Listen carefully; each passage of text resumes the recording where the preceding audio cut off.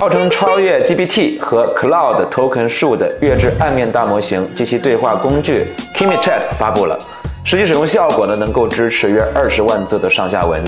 这个长度呢是 OpenAI 公司开发的 ChatGPT 的上下文长度的8倍，也是大模型 Claude 上下文容量的4倍左右。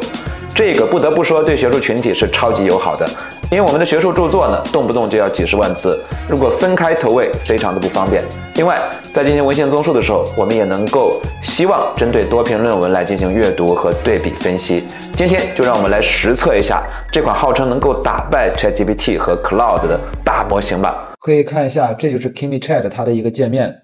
那我们可以看右下角，它这地方有一个可以上传，你可以点开看一下。它上传的话，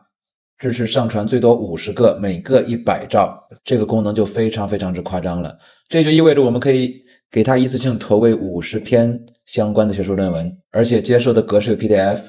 这个 DOC、XL、SX、PPT、TXT 等格式。好，那我们就来测试一下它的长文本的能力啊。我们给了它这个，我一共下载了126篇农民工城市融入的相关的博士论文的摘要，我从中截取了前50篇，我直接让它针对这50篇博士论文的摘要内容进行主题提炼。我们可以看到它确实给了一个内容1、2、3、4、5、6、7、8、9、10。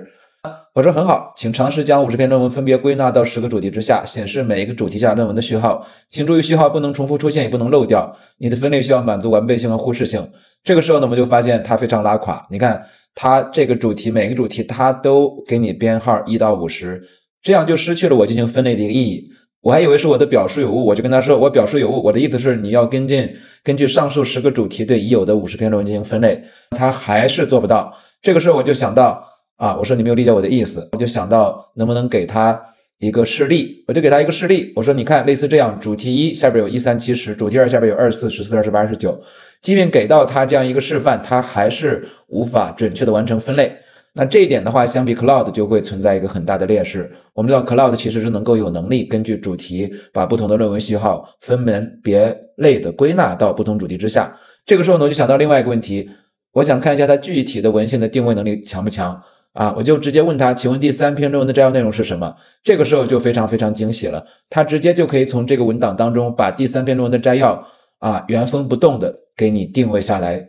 给你呈现出来。这一点能力还是非常强的。我接着问他，我说请问第17篇论文使用了什么样的研究方法和数据？他同样能够把第17篇论文的研究方法还有数据能够抓取出来。我再让他做一个小的对比，我说请对比第16篇论文和第17篇论文的研究方法的部分，他就把第16和第17两篇论文的方法做了一个对比。这些部分应该说他的能力还是非常强的。我现在再让他做一个更有挑战性的，请针对50篇论文的研究方法和数据来源进行分别分析，并最终以表格统一呈现。这个时候他跟我说，受制于他的输出的长度的限制无法给出，只能给我一个这样的一个示范性的表格。现在我就跟他说，请只分析前10篇，他就给了我前10篇。我们看到序号、标题、研究方法、数据来源，他找的是非常准的我去对比了一下我的原始文档，他找的非常准。这个时候你就可以让他继续整理剩下来的10篇，依次让他整理，他就非常完美的把我这50篇论文的所有的这个方法还有数据打了一个表格。那到这一步应该说他具体定位、具体的找这些客观的存在的内容的能力还是非常强的。这个时候呢，我又蠢欲动，我想看看他在主观的这种提炼上是否能够展示出来新的惊喜。我就说非常好，你现在请尝试针对50篇论文的研究方法做一个主题提炼吧，并将这些方法做一个分类。这个时候他做一点很好，你看他开始进行主题提炼、理论分析和模型的构建、实证分析、定量研究的方法、质性研究与定性分析、混合研究方法。那如果我们正在做一个关于方法方面的综述的时候，其实这个地方能够给到我们不错的一个提炼和框架。但让他写的时候他就不行了我说请针对上述篇论文方法的部分，依据上述分类写作一个小的综述，写完之后进行评价，指出方法使用存在的 gap。